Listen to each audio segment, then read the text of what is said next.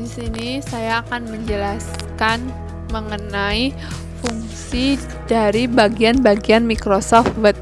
Sebelumnya, Microsoft Word merupakan program aplikasi pengolahan kata atau word processor yang biasa digunakan untuk membuat laporan, membuat dokumen berbentuk surat kabar, membuat label, membuat tabel pada dokumen, dan masih banyak lagi dokumen-dokumen lain yang biasa dibuat dengan menggunakan Microsoft Word. Di sini yang pertama ada save. Save berfungsi untuk menyimpan dokumen pada file yang sudah tersimpan. Di sini ada undo. Undo berfungsi untuk membatalkan perintah terakhir. Di sini ada rendo untuk mengembalikan suatu perintah yang telah dibatalkan oleh undo. Di sini ada title bar. Title bar ini berfungsi untuk menampilkan nama file yang aktif. Di sini ada minimatch yang berfungsi untuk menampilkan jendela Microsoft Word ke ukuran minimal berbentuk icon. Di sini ada restore digunakan untuk menampilkan ukuran jendela Microsoft Word yang dapat diatur panjang dan lebarnya.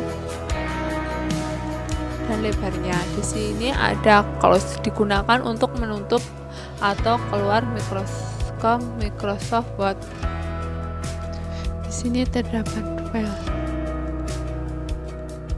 file terdiri dari save yang berfungsi untuk menyimpan dokumen yang telah dibuat, save as untuk menyimpan dokumen dengan nama yang berbeda, open untuk membuka dokumen, close untuk menutup dokumen, info untuk memberitahu tentang informasi dokumen, resend untuk menampilkan dokumen yang sebelumnya dibuka, new untuk membuat dokumen baru, print untuk mencetak dokumen menjadi handout, save and send untuk menyimpan dan mengirim dokumen, help untuk memberi informasi tentang produk Microsoft, option untuk men-setting tampilan atau fitur pada Microsoft Word. Yang selanjutnya terdapat home. Di sini dibagi beberapa. Yang pertama ada clipboard. Clipboard terdiri dari pads yang berfungsi untuk menampilkan hasil dari cut and copy, cut untuk memindahkan suatu karakter ke posisi yang lain, copy untuk menduplikat suatu karakter ke posisi yang lain, format printer untuk menampilkan hasil dari cut dan copy. Di sini ada font. Font terdiri dari font style untuk menentukan jenis huruf, font size untuk menentukan ukuran huruf, grow font untuk membuat tulisan diperbesar, shrink font untuk membuat tulisan diperkecil, change and change untuk mengubah teks secara kapital atau huruf kecil, clear formatting untuk menghapus semua format pada sebuah tulisan, bold untuk menebalkan teks, italic untuk membuat tulisan miring, underline untuk menggarisbawahi teks, straight talk untuk membuat tanda coret, subscribe untuk membuat karakter lebih kecil dan bertepatan di bawah, superscribe untuk membuat karakter lebih kecil dan bertepatan di atas, text events untuk memberi efek artistik pada teks yang dipilih,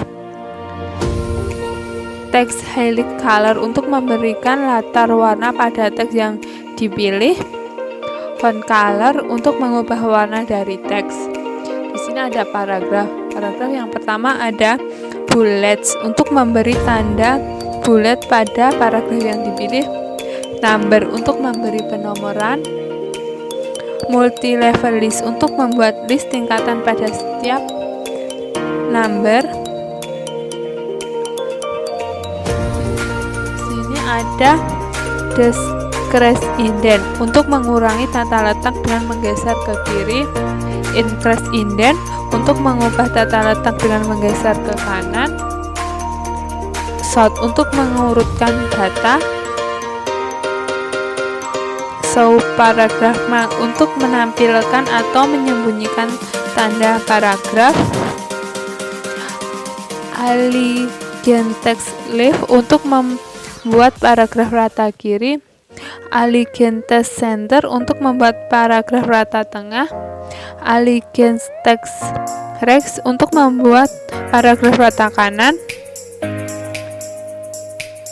dan justify untuk membuat paragraf rata kanan kiri. Space length and paragraph space untuk mengatur jarak antar baris teks. Di sini ada style terdiri dari heading yang berfungsi untuk memberikan tipe-tipe teks yang dapat dipilih. Yang style yang berfungsi untuk mengatur tema paragraf. Di sini ada find untuk mencari teks yang ingin dicari dalam dokumen sesuai input yang dibuat, replace untuk mencari dan mengganti teks tertentu sesuai input yang sudah dibuat, select untuk memilih objek atau teks yang dipilih. Yang selanjutnya ada insert. Di sini ada cover page yang berfungsi untuk membuat jenis halaman sampul, blank page untuk membuat page kosong yang baru, page break untuk memisahkan suatu halaman file dokumen, table untuk membuat kolom, picture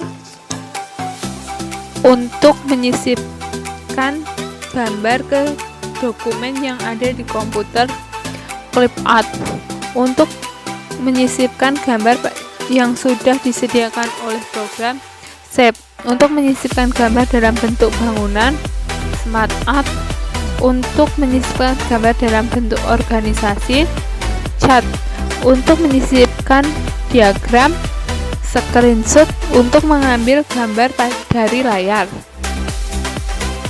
hyperlink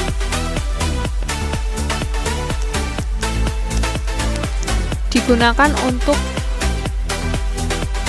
hyperlink digunakan untuk mengelingkan sebuah teks ke tempat lain, bookmark untuk memberikan tanda pada halaman, cross reference untuk membuat referensi antar file, header untuk mengatur bagian atas dalam dokumen, footer untuk mengatur bagian bawah dalam dokumen, page number untuk mengatur halaman pada dokumen, text box untuk menyisipkan box dengan isi teks, with path digunakan untuk mengatur teks secara otomatis, WordArt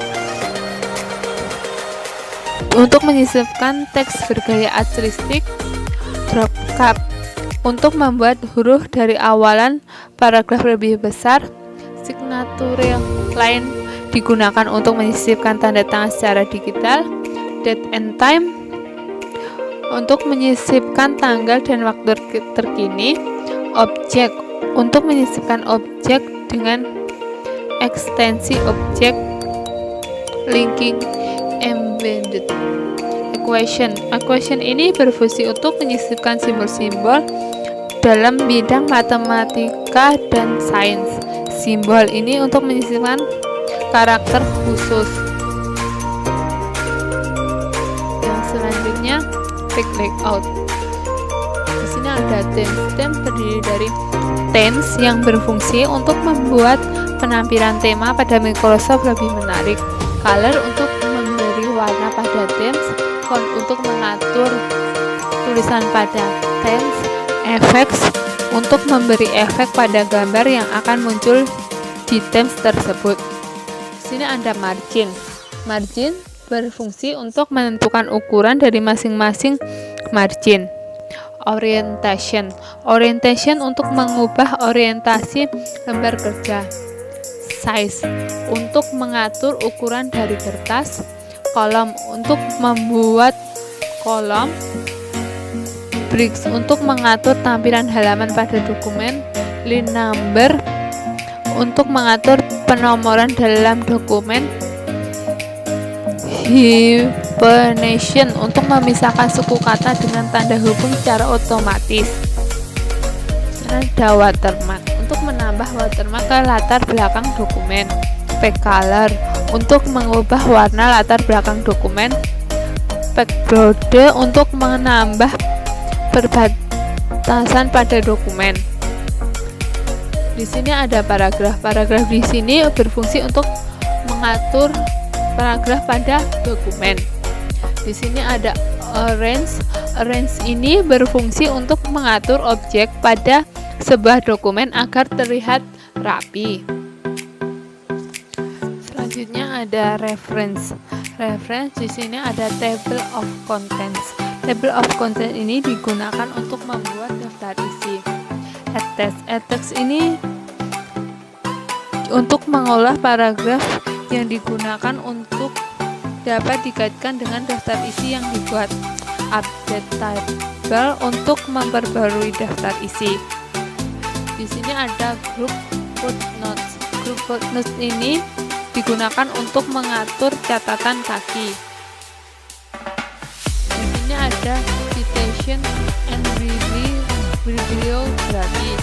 Ini berfungsi untuk menyisipkan dan mengelola langsung. Di sini ada caption. Caption ini berfungsi untuk menambah dan mengelola keterangan gambar sehingga terlihat menarik. Di sini ada index. Index berfungsi untuk memberikan tanda terhadap masukan sumber dalam dokumen. Di sini ada table of authorities. Yang selanjutnya ada mailings. Mailing secara umum digunakan untuk membuat surat secara massal dengan format dan isi yang sama namun pada tujuan yang berbeda. Yang selanjutnya ada review. Review secara umum berfungsi untuk memeriksa kesalahan data dan dapat juga digunakan untuk memproteksi dokumen. Yang terakhir ada view.